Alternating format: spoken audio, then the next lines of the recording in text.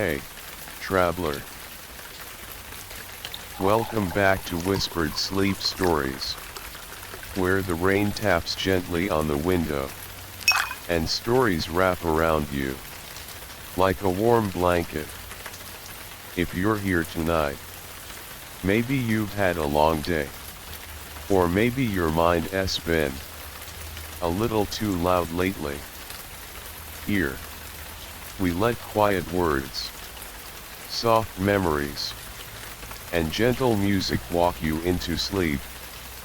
Tonight's story is called "She Left a Hair Clip in My Pocket." It's a story about memory, about love that doesn't leave angry scars, but gentle traces, like a clip forgotten in a coat pocket. So, lean back, my friend. Let the rain do its magic. And if you drift off somewhere in the middle, that's perfectly okay. You're safe here. Let us begin. Part 1. The Hair Clip. The rain had been falling for hours, soft and steady, a lullaby from the sky. I was sitting at my usual corner table in a quiet bar on 11th Street, the one with the cracked leather booths and jazz vinyls always spinning low in the background. The place smelled faintly of wet coats and old bourbon, which I liked reminded me of every November I've ever loved. I pulled my coat tighter around me, the same old wool thing I'd been wearing for years. The sleeves were a little frayed, the inside lining torn near the pocket, but I couldn't throw it away. It had history woven into it, like dust caught in the seams. I slipped my hand into the right pocket, looking for nothing in particular, maybe just warmth, maybe something forgotten. That's when I felt it, something small, cool, and oddly shaped. I fished it out slowly, curious. It was a hair clip. Just a tiny thing, silver, crescent-shaped, with a single faux pearl in the center.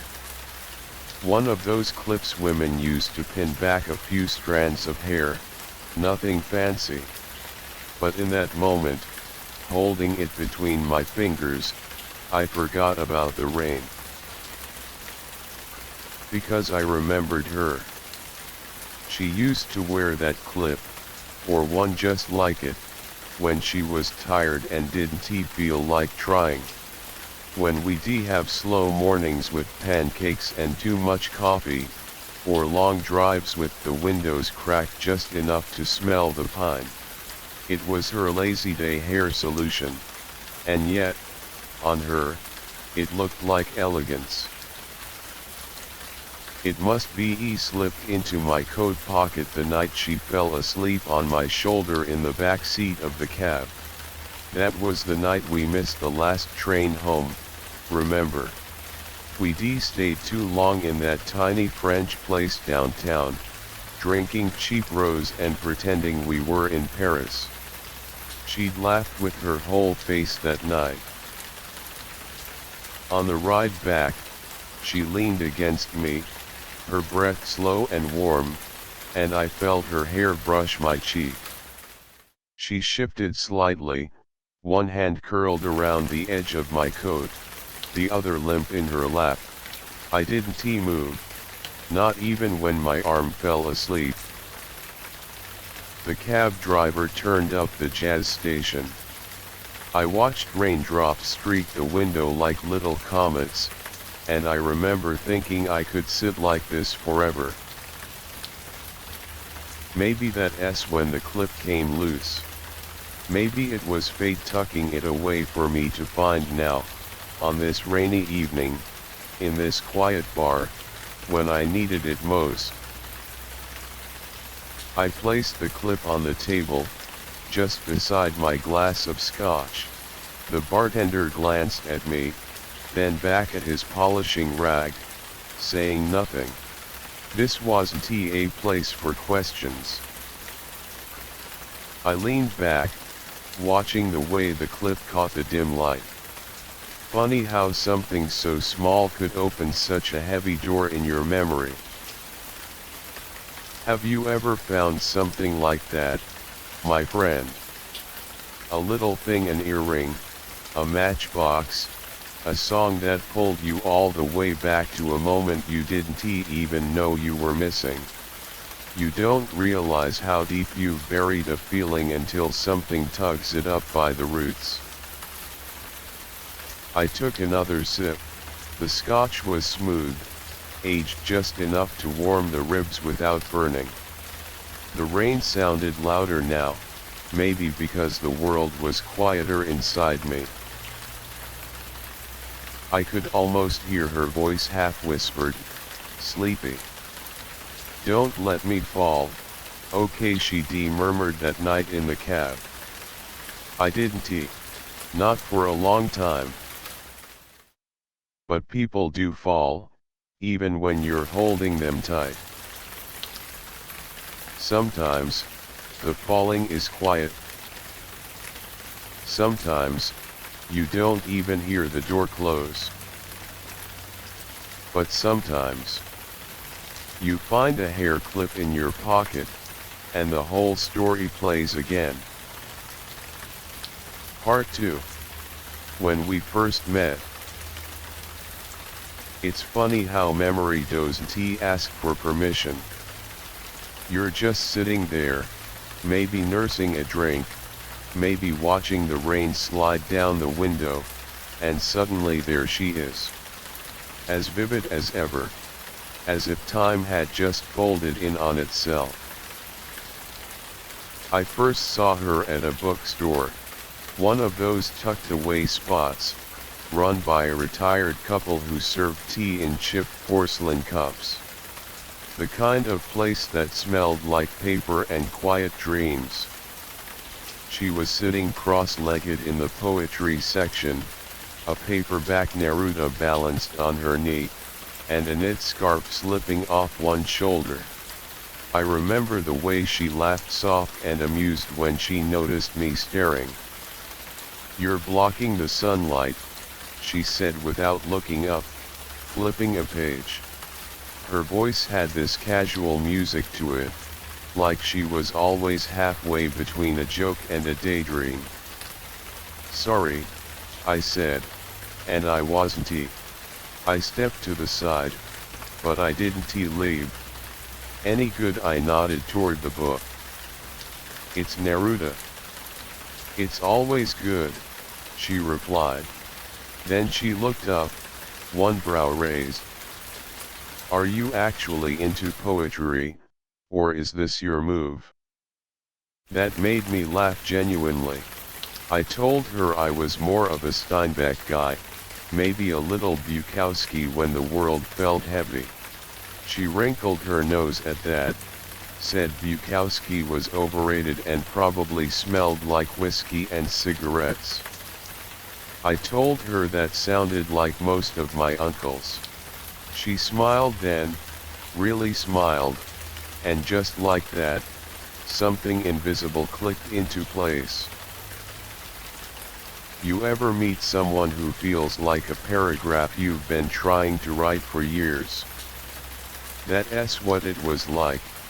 Not fireworks. Not angels singing. Just clarity. Like finding the exact word you didn't know you were searching for.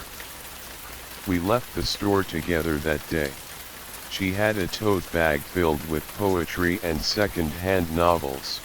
I had a coffee stain on my shirt and absolutely no plan for the afternoon.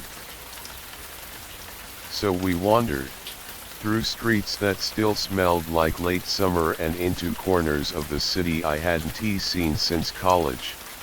We talked about books and places and the weird fact that we both hated olives. She told me her favorite sound in the world was when someone opens a fresh jar of pickles. I told her mine was the clink of ice in a glass right before you take a sip. We both agreed silence could be lovely, too. At some point, we ended up at a small park. She took off her shoes and walked barefoot in the grass like it was the most normal thing in the world. I followed, pretending I didn't care about getting my socks dirty. "Life's too short to wear shoes all the time," she said, turning her face to the sky.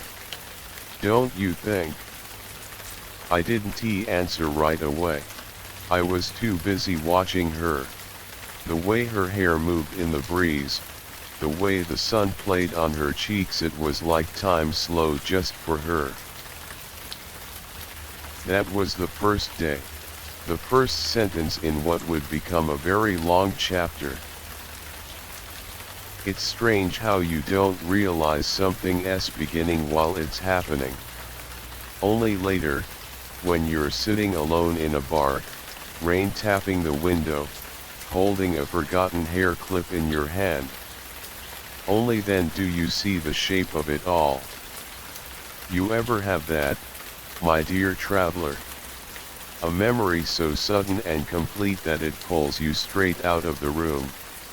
Makes you forget the drink in your hand, the music in your ears. Sometimes, I think memories choose us. Like tonight. I didn't go looking for her. But she found me anyway through a silver clip no bigger than my thumb. Part 3. Saturday mornings and coffee runs. Some of the best parts of loving someone aren't the grand gestures. Not the fireworks, not the confessions in the rain. It's the small things. The things that show up without a soundtrack. The quiet, everyday rituals. And with her, those were the moments I came to treasure most.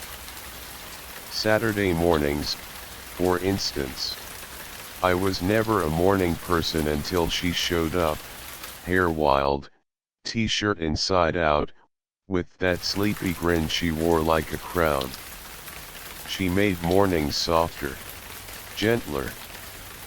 We had this thing, coffee runs. I'd stumble down to the cafe on the corner while she played some Ella Fitzgerald on vinyl. And she'd always scribble something on the online order, just a small note, meant only for me. One time, the barista handed me the cup with a raised eyebrow and a smile. I looked down and read, "Tell the man he's mine.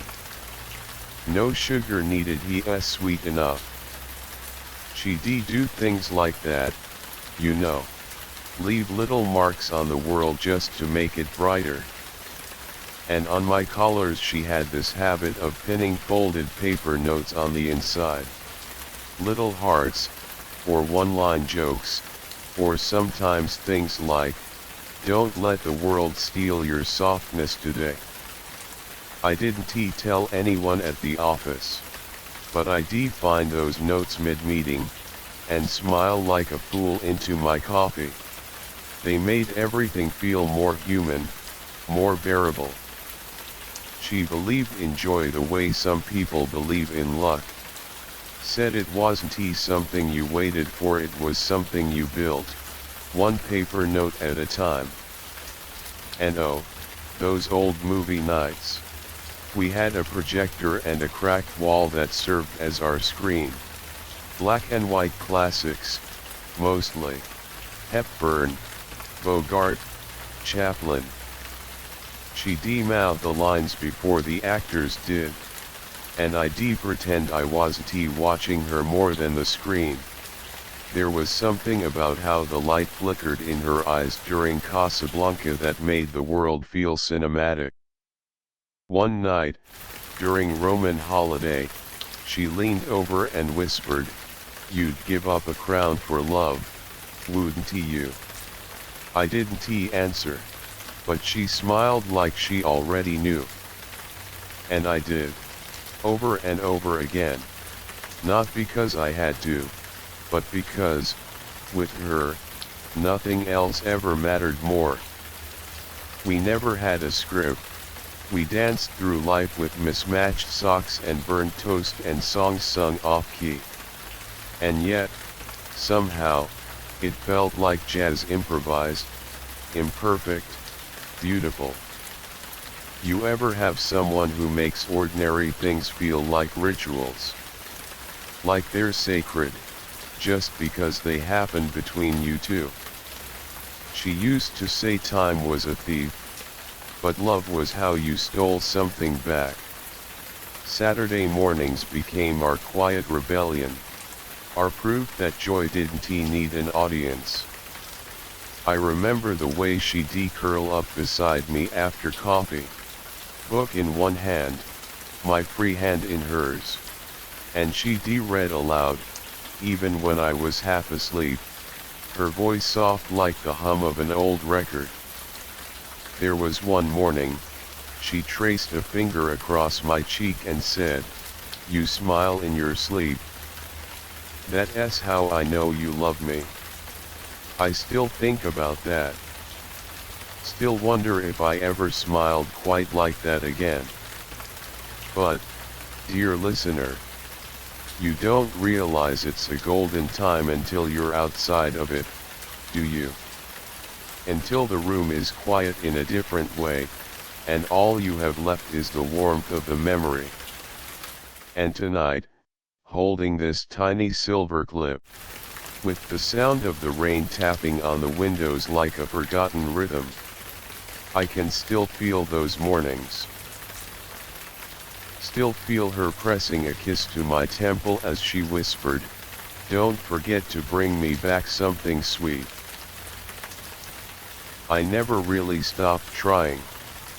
Part 4. Her apartment by the river. The first time I stepped into her apartment by the river, I remember thinking this place feels like her.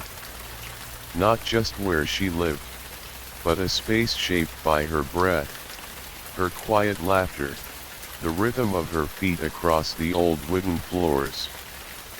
It was small, almost cramped, with plants growing in mismatched pots on the windowsill and books stacked like miniature cities on every surface. The first thing she said wasn't "welcome," or "make yourself at home." She just reached out her hand, led me gently to the window, and whispered, "Listen." So I did. At first, I only heard what you'd expect. The wind brushing past the building, the soft creak of old frames, distant water moving somewhere just out of sight. But then she closed her eyes, leaned her head against the wall, and said, "That sound right there, the wind through the birch trees used to be my lullaby." I remember the hush that followed. "When I was little," she continued, voice almost too soft to hear, "I used to lie awake in bed and wait for that sound. I'd imagine the river carrying all my bad dreams away." She looked up at me then, not quite smiling, but glowing in that quiet way people do when they've shared something sacred. I didn't speak, words felt too sharp for that moment. Her apartment smelled like eucalyptus and old paperbacks. She lit candles instead of turning on the lights. Said the world was too harsh sometimes, and soft glows were like apologies. The couch was worn, sunken in the middle, and covered in a faded yellow blanket. She told me it used to belong to her grandmother. That night, she played an old cassette tape, Wind Sounds, recorded years ago near that same river. We sat in the quiet for hours, her legs tucked under her, my hand tracing the soft ridge of her knuckles. She spoke in pieces, fragments of stories. A neighbor who once left poems on her doormat. A cat that came and went like a ghost. a dream about being a bird with silver wings.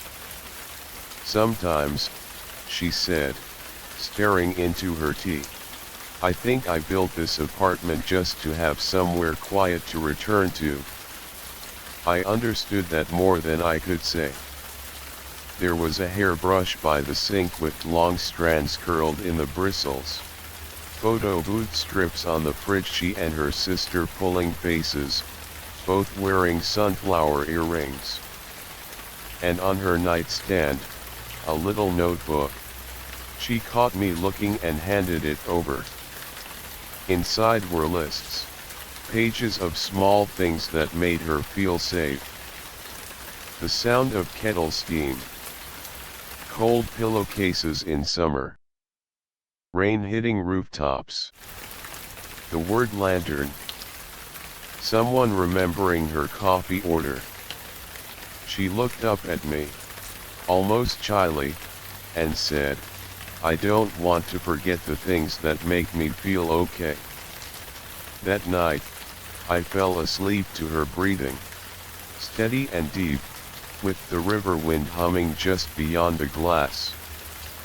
She looked so small in sleep, so folded into herself, like even in dreams she was guarding something delicate. And I remember thinking if she ever asked me to, I would protect that quiet. I would guard her softness like it was the last warm light in a cold world. Funny how one night in a river apartment can stretch across the years. Even now, when I hear the wind push past my window, I think of her voice saying, "SHH, listen." And for a moment, everything is calm again. Part 5. The first rainstorm. The first rainstorm we ever shared came out of nowhere. One minute we were walking home from the bookstore, hands brushing occasionally, not quite holding. The next, the sky cracked open like it had been waiting all day to spill everything it held. She shrieked and laughed at the same time, her boots splashing through the first puddles as if it were a game. I remember her turning to me, hair already damp, eyes full of mischief. "Come on," she yelled, grabbing my sleeve and pulling me toward a tiny convenience store on the corner. Inside, everything smelled like soy sauce and old receipts. The fluorescent lights buzzed overhead as she rummaged through a wire basket labeled rain gear, 50% off. She pulled out 2 plastic rain ponchos, one translucent blue, the other a loud lemon yellow. "You're blue," she said, tossing it to me. "It matches your aura. Kind of stormy, kind of sweet." I tried to argue, but she was already sliding hers over her shoulders, arms flailing as the plastic tangled around her elbows. "Wait," she said, suddenly stepping close. She took the little silver hair clip from her pocket, the one she always used to keep her bangs back. "Bend down." I did, and without another word, she clipped it right into my hair. "To keep it from blowing in your eyes," she said, smiling like it was the most obvious thing in the world. I must be. He looked ridiculous. A grown man in a crinkled blue poncho, with a tiny silver clip barely hanging onto a few strands. But she looked at me like I was the cover of her favorite book. We stood at the store entrance for a while, watching the rain smear the world into watercolor. Then she asked, "Wanna run for it?" I nodded. And we did. Down the sidewalk, past glowing signs and shuttered cafes, dodging puddles that always found our ankles anyway. She sang something half remembered from her childhood. Her voice cracked, and I didn't recognize the tune, but it fit the rhythm of the rain. We ducked under an awning across from a ramen shop, our ponchos dripping onto the tile. I looked over, and she was already laughing, not that polite kind of laugh, but the kind that shakes your shoulders, leaves your cheeks pink, and makes your eyes close all on their own. "We look like soggy crayons," she said. I laughed too, because it was true, and because in that moment, I was so hopelessly, completely soaked in her. The city lights blurred in the rain. Everything felt softer, as if the storm had washed away all the edges. She reached for my hand and I didn't flinch. There was something about that night. How ordinary it was. How it didn't need candlelight or perfect timing. Just her, a plastic poncho, a silver hair clip, and the sound of rain finding every open space in the city. Even now, I can't smell wet pavement without feeling that clip tug lightly at my hair. Or hear rain hit the glass without wondering where she is. If she is still singing under storms. Still carrying extra ponchos in her bag. Just in case. Just in case someone needs to run. Part 6. Quiet arguments and the silent makeups. We never yelled. Not once. Our arguments were quiet, like steam slipping out of a kettle before the whistle starts. A flicker in her eyes. The way I stirred my tea a little too fast. Words left unsaid. Or maybe said too late. We sit on opposite ends of the couch, pretending to be busy.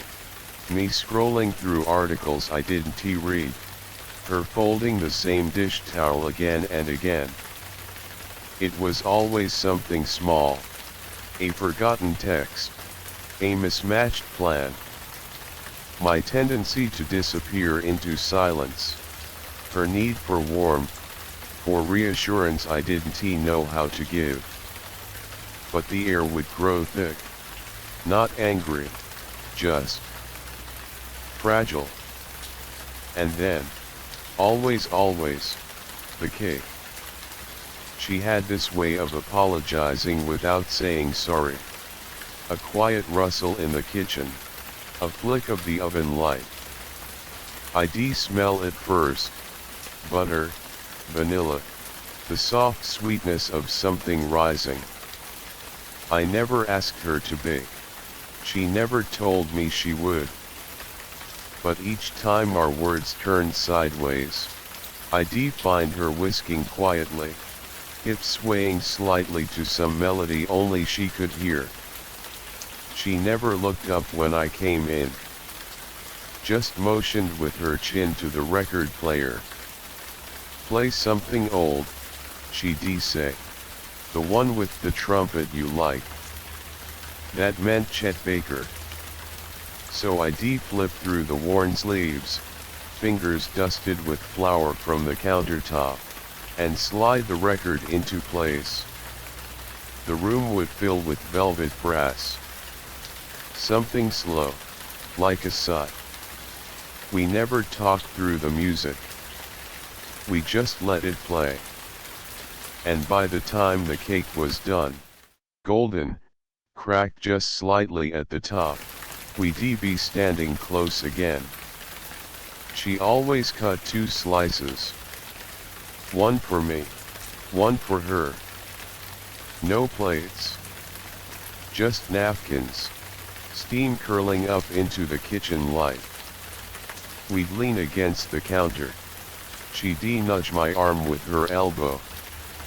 Still mad, she'd ask, barely above a whisper. I'd take a bite, swallow slowly, pretend to think. "Depends," I'd answer. "Did you put the cinnamon in this time?" She'd roll her eyes. "You're impossible." But her smile would give her away. And just like that, the argument would melt like frosting on a warm cake. We never needed dramatic apologies. Just jazz and something sweet. Looking back, I think that was her magic. Turning tension into tenderness, silence into sugar. We were never perfect, but we had our rituals. And somehow, that was enough. I still keep cinnamon in my cupboard, even though I hardly bake. And some nights, I let the old records play.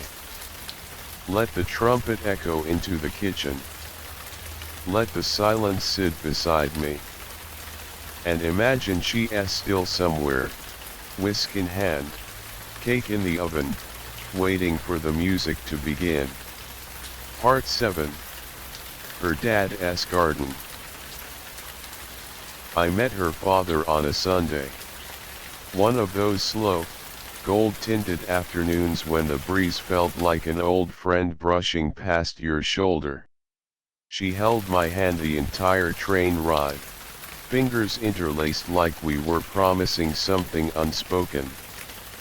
She didn't say much on the way there, just rested her head on my shoulder, and hummed along to the songs in her headphones.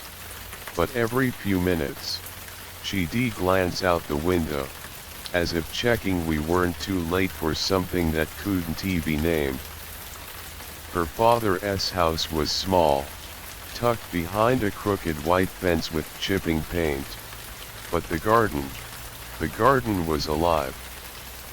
Roses everywhere, red, ivory, orange ones that seemed to glow under the sunlight like glass lanterns. He was already outside when we arrived, kneeling in the soil like he'd been planted there, too. His hands were gloved in dirt, pruning shears in one hand, a soft whistle coming from his lips. She called out, "Dad," with that upward lilt that only daughters have. He looked up, stood slowly, and smiled at her like the sun had just arrived on his porch. When she introduced me, he shook my hand firmly, eyes narrowing just slightly, not in suspicion, but in study. "You know anything about roses?" he asked, wiping his hands on his jeans. I said no. He nodded like that was the right answer. "Then let's start with the thorns." She left us there, heading inside to help her mother with lunch. And he handed me a pair of shears. "Thing about roses," he began, "they're not delicate, like people think. They're fighters. They bleed through winter. They bloom because they endure." I watched him work. Slow, deliberate, gentle. Each snip was purposeful. Not just cutting away the dead, but making space for what's still to come. "You don't prune out of anger," he said, glancing at me. "You prune because you care. You cut what hurts the whole."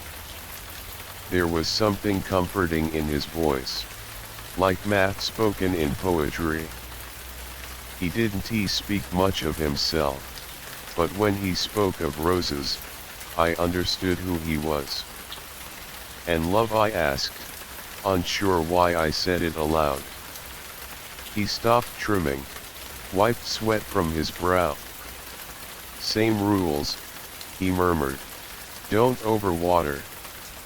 Don't crowd. Don't expect it to bloom when you want.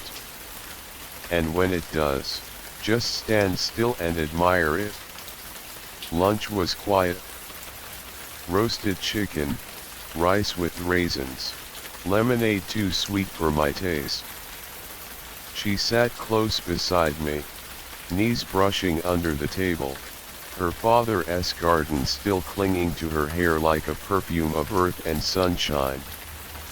Later, before we left, he handed me a small, thornless cutting in a wet paper towel. "Try to grow it," he said. "See if you've got the patience." I took it home, planted it in a pot near the windowsill. It never bloomed. But that wasn't the point, I think. It was about care, about attention, about trying. Years later, I still remember how he spoke.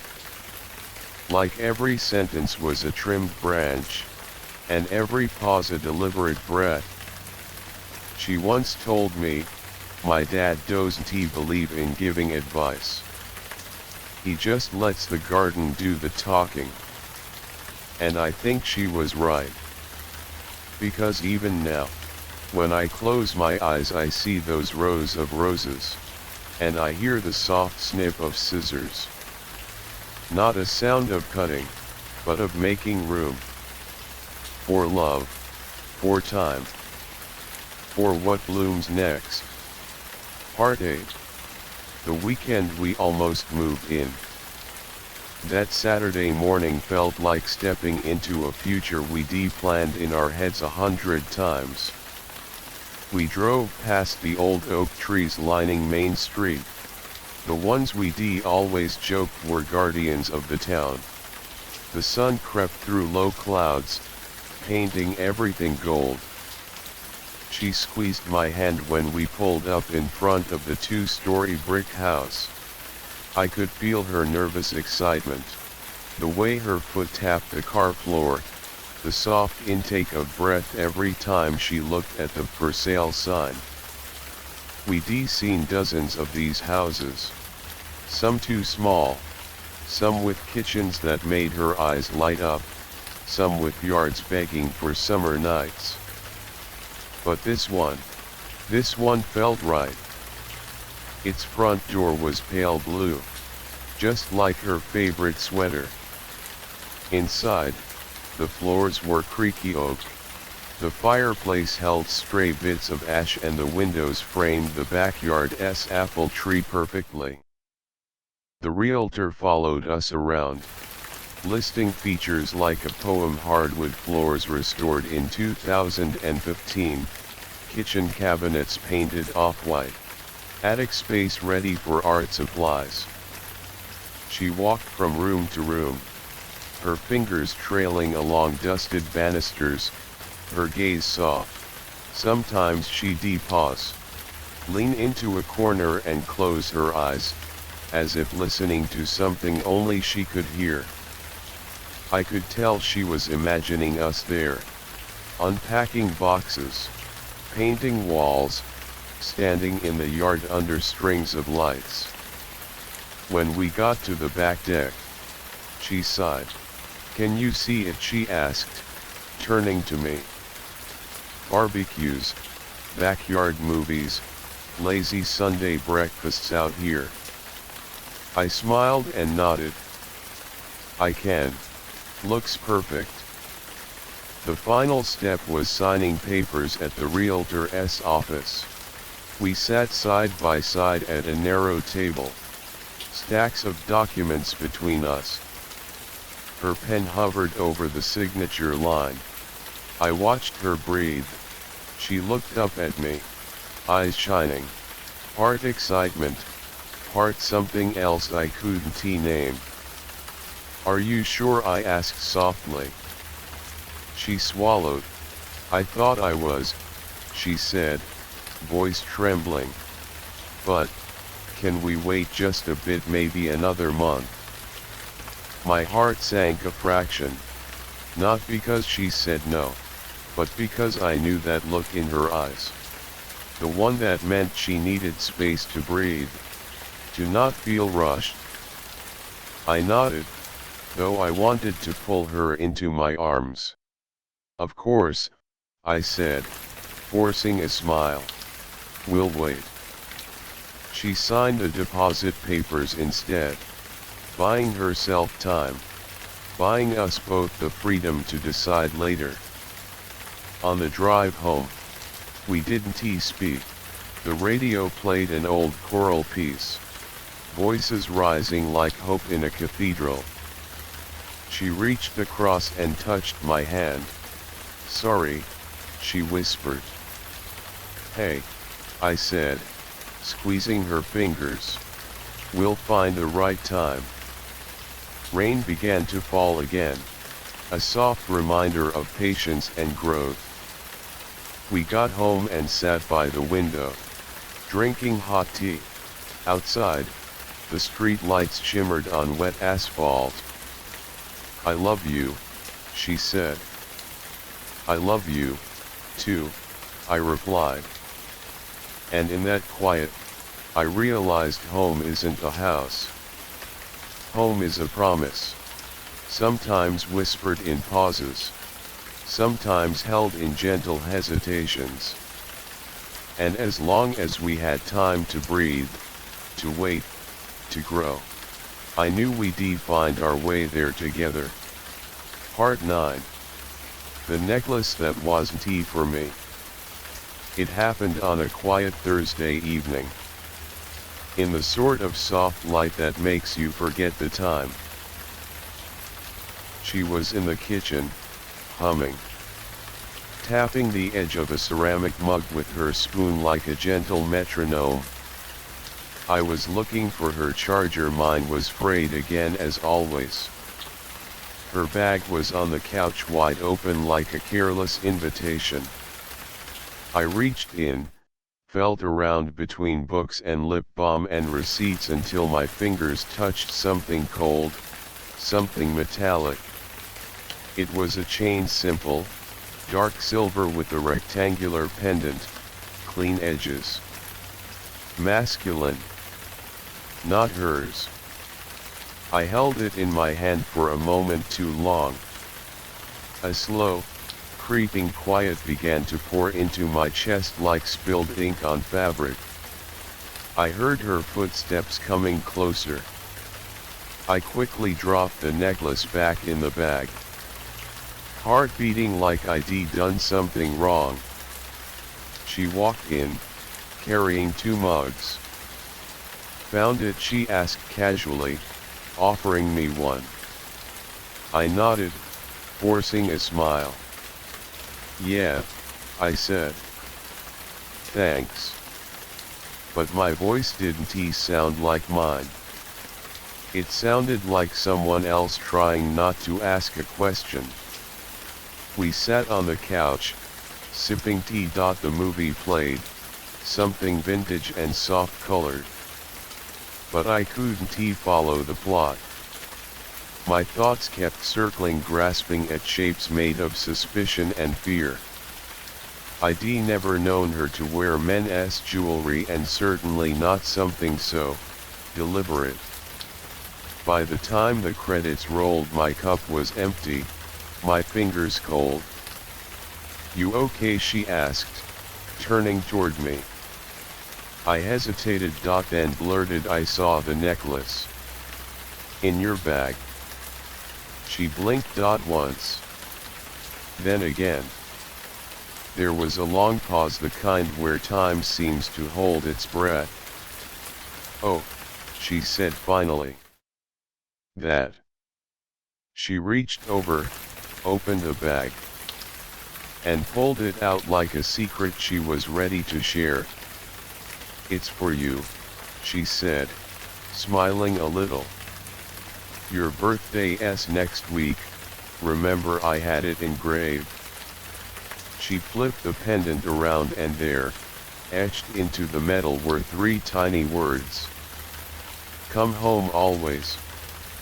My breath caught. The weight in my chest loosened, then floated away completely. I thought. I began, ashamed. She leaned in, resting her forehead against mine. "I know what you thought," she whispered. "It's okay." We sat like that for a long time, her fingers running through my hair, mine gripping the chain like a lifeline. She laughed gently, a soft puff of breath against my cheek. You ruin all your surprises, she teased. You have no patience. I have insecurities, I muttered. And a tendency to snoop. She kissed the top of my head. Well, now you can wear it early, she said. As long as you promise to still act surprised on your birthday. I did. Of course I did. And that night, as she slept with one leg draped over me, I lay awake for a while, feeling the necklace against my chest. It didn't just say come home always. It felt like home. Like forgiveness. Like her. And I realized. Sometimes love isn't tested in big storms. But in the quiet moments we almost let doubt win. And sometimes, it's as simple as finding a necklace and learning the story before the suspicion. Part 10. Her job offer in another city. She told me over tea. That was her way, soft words in soft light, never during conflict, never rushed. We were sitting on the windowsill, our legs tangled under a shared blanket, watching people walk past like slow-moving shadows on the pavement. They offered me the position, she said, voice light, but not casual. There was weight beneath the syllables. She sipped her tea again before adding 6 months. Just 6. I didn't respond right away. There's a particular silence that settles in your chest when you realize something important is about to shift. You can feel it settling in your bones before your mind catches up. She turned to me then, her expression a blend of hope and apology. Like she wanted me to say yes before I even opened my mouth. It's a good press, she said. They do real work. Thoughtful books. And it's not forever. I looked at her then. Really looked at the way she tucked her hair behind her ear when nervous, the way she held her mug close to her chest like a shield. You want to go? I said softly. It wasn't a question. She nodded. I think I need to, then, quieter, but I don't want to lose us. Those words wrapped around me like a loose thread. It didn't feel like betrayal. Just a fork in the road we hadn't expected. I thought about the rhythms we built together, the shared toothbrush drawer, the Friday night markets, the way our bodies fit perfectly on this narrow windowsill. I imagined her in a different city ordering coffee from a barista who didn't know she hated sugar, walking streets I hadn't memorized, laughing in rooms I wasn't part of. It stung in a quiet, invisible way. Let's try, I said finally. She blinked. Hope bloomed in her eyes like morning light through linen curtains. You mean it? I nodded. 6 months isn't forever. We'll call, send letters, overuse video chat. I smiled. We'll make our own kind of map. She leaned into me, mug between our knees, and whispered, "Thank you." The next few weeks became a blur of lists. Packing, apartment sublets, forwarding addresses. We stuck notes on the fridge that said things like, "Don't forget your lucky pen and buy tissues." I didn't cry when we dropped her bags at the train station, but I did stare at the platform long after it had emptied. as if some part of her silhouette would still linger. Our first night apart, she called me from a rented studio that smelled of fresh paint and old novels. "It's tiny," she said, "but it has a skylight. You'd like it?" I told her the apartment felt too still, that even the teapot missed her. She laughed. That laugh held me together. We talked every day. About mundane things, new colleagues, forgotten socks, cold pizza.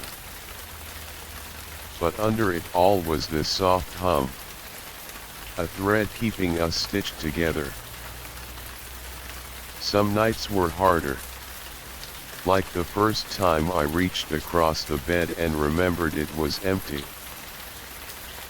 Or when I passed the bookstore she used to drag me into, and caught myself walking in alone. But I kept her voice in my ear, her laughter in my pockets, and I wore the necklace she gave me every day. It wasn't easy, but it was never about easy. It was about believing in return, believing in the shape of things, even when they bent. And every night before sleep, I whispered into the dark, "Come home always." Part 11. Letters in the drawer. I started keeping them in the second drawer of my bedside table, right below the novels I pretended to read and just above the tangled earbuds and pens without ink. Her letters came once a week, each one a tiny ceremony. From the sound of the envelope sliding through the mail slot, to the quiet rustle of paper as I unfolded her thoughts. She always used cream-colored stationery, soft at the edges, like it had already been held too long in loving fingers. On the back of each envelope, she drew a little cat. Always different, sometimes sleeping, sometimes stretching, sometimes peeking out from the corner with a mischievous look.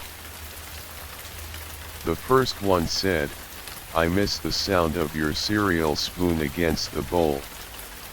And somehow, I felt more seen than in any video call. She wrote in ink that smudged slightly on her loops and curls.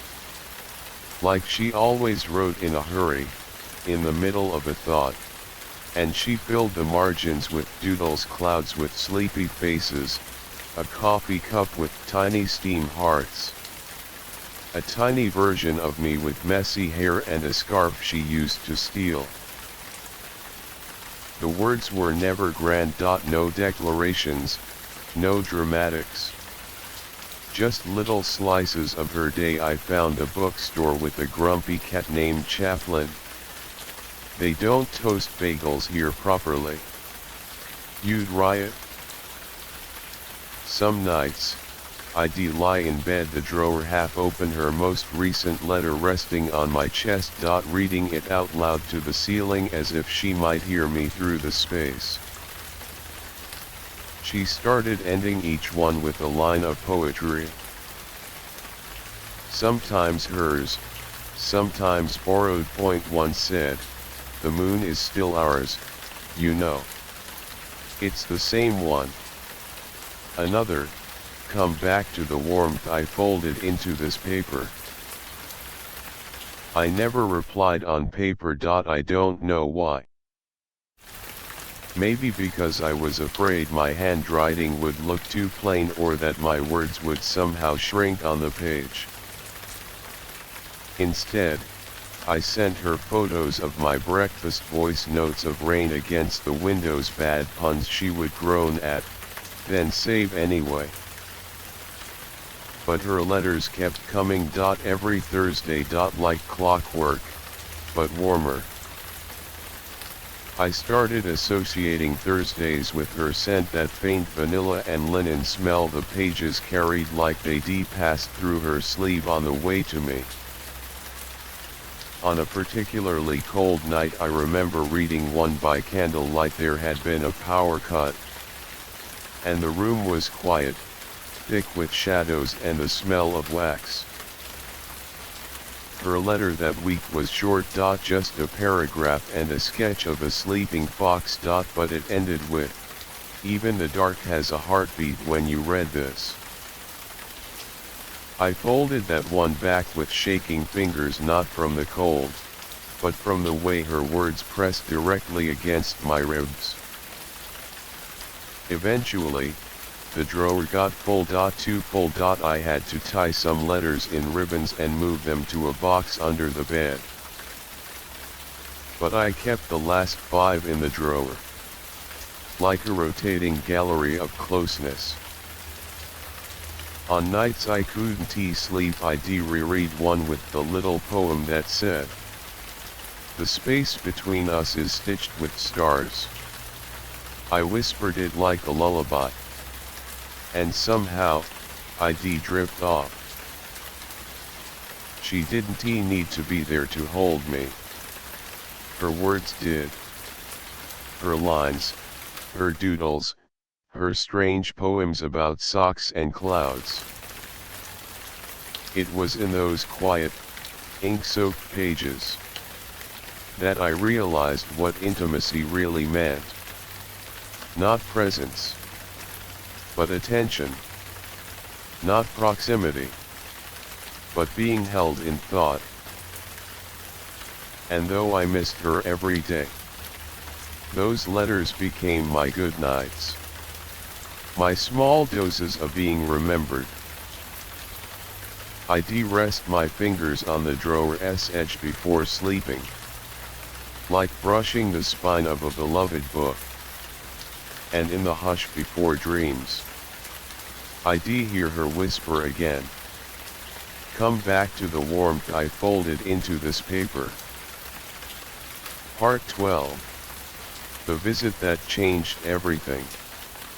I remember the way the airplane window framed the sky, soft, endless, and unreal. Below, clouds drifted like islands I couldn't land on. I had packed light, just a few shirts, her favorite tea from the corner shop near my apartment, and that book she said she could never find in the new city. I imagined the way her face would soften at the sight of me, how her voice would lift in that airy way when she said my name. I even pictured her hallway, the creak in the third floorboard, and the scent of rosemary that always lingered near her windowsill. But when the door opened, she didn't smile. Not quite. Her eyes were tired, not from sleep, but from thinking too much. And the hug we shared felt like touching someone through glass. Inside, her apartment had changed. Fewer plants. No jazz records spinning in the background. Her favorite mug was missing from the shelf. Instead, a single white cup sat on the table, plain, undecorated, and silent. We talked, at first, about harmless things. The weather, her new co-workers, a bakery she discovered that made almond tarts too sweet. She laughed at something I said, but it didn't reach her shoulders. That night, she offered me the couch. Said her bed was too messy. I didn't argue. I lay there staring at the ceiling, listening to her footsteps, soft and restless, in the next room. In the morning, she made toast but burned it slightly. We both ate it anyway, not because it tasted good but because it felt like the polite thing to do. Then came the walk by the river. It used to be our favorite place, a quiet stretch of gray water and leaning trees. She kept her hands in her pockets. I kept mine waiting. "I've been thinking," she said suddenly, staring ahead, not at me. "I've gotten used to this rhythm." She paused, took a breath that felt like it had weight. "I like how my days unfold when I'm alone." There was no malice in her voice, no sharpness. Just a softness that was somehow worse. The kind of softness people use when they don't want to break anything, but know they have to put it down. I nodded, not because I agreed but because I didn't want to make her explain it twice. "I thought I'd miss the noise," she continued. "But I don't. I fill the silence with walks, books, my own thoughts. And it's peaceful." The wind tugged at her scarf, and for a second I remembered the way she used to pull it over my face playfully, as if hiding from the world together. That memory hurt more than it should have. "So, what happens now?" I asked quietly. She didn't answer right away. A bird called from a branch above us. Someone jogged past. Life kept moving, like it always does. "I think," she said at last, "we need to let this breathe. Give it space. Let it settle into what it wants to become, if it wants to become anything at all." We sat on a bench. The same bench we once shared lemon tarts and secrets on. She looked straight ahead. I looked at her. We weren't in the same scene anymore. When I returned to the apartment, she made tea but didn't ask me to stay for dinner. I packed slowly. There was nothing dramatic, no slammed doors, no raised voices, just two people learning how to unlatch quietly. Before I left, she handed me a letter. "I wrote this last week," she said. "I didn't know if I'd give it to you." I nodded and tucked it into my coat pocket. We hugged at the doorway. This time, it felt final. Warm but with an undertone of goodbye that neither of us said aloud. On the flight back, I didn't open the letter. Not yet. I rested my hand over my pocket as if that might be enough. As if paper could hold what we couldn't say. When I got home, I placed the letter in the same drawer as the others. But I didn't read it that night. Some words need time. Just like people. Part 13. The day she gave back the key. It was one of those early autumn afternoons when the sunlight falls like a soft decision and the wind carries just enough chill to make you notice the passing of time. She had called ahead, just a short message. "Can I stop by for a minute?" I remember thinking it was strange she didn't use our old words. No little joke. No nickname. Just that a minute. She arrived in a gray coat that brushed her knees, her hair tucked loosely behind one ear like she hadn't tried too hard but still wanted to be seen. I opened the door. She stepped in like a memory returning to the wrong house. Polite. Careful. There was a quiet between us that used to be filled with the sound of keys dropping into the bowl, her shoes kicked off in a rush, and her voice humming whatever tune was stuck in her head. But today, it was just the wind through the slightly cracked window. She looked around and her eyes lingered for a moment on the couch we once shared on rainy afternoons, wrapped in that old blanket with the loose thread. She didn't say anything about it. "I brought something," she said, finally reaching into the pocket of her coat. Her fingers closed around a small, familiar shape, the silver key to my apartment. The one I gave her that night we ordered too much Thai food and talked about forever. She placed it gently in my open palm. Not like it was heavy, but like it carried more than metal should. I didn't want to just keep it, she said, her voice low, steady, but softer than I remembered. Would be felt like pretending. I stared at the key, still warm from her hand, as if it had held a heartbeat of its own. Are you sure? I asked, though I already knew the answer. She nodded. Then looked away, toward the books on my shelf. Her books used to be mixed in little poems and quiet novels about gardens and regrets. Now the spaces where they were looked too neat, too intentional. I thought maybe I could come back and feel something else, she said, her fingers brushing the edge of the table. But I didn't. The words weren't cruel. They were almost kind. Almost like someone closing a door slowly so it wouldn't make a sound. I didn't stop caring, she added quickly, as if that would soften the return. I just started recognizing a different kind of peace. I nodded, though my throat felt too tight to speak. She noticed. Of course she did. She always noticed things. There was a pause, not the uncomfortable kind, but the kind where two people realize a chapter has truly ended and there's no underlining left to do.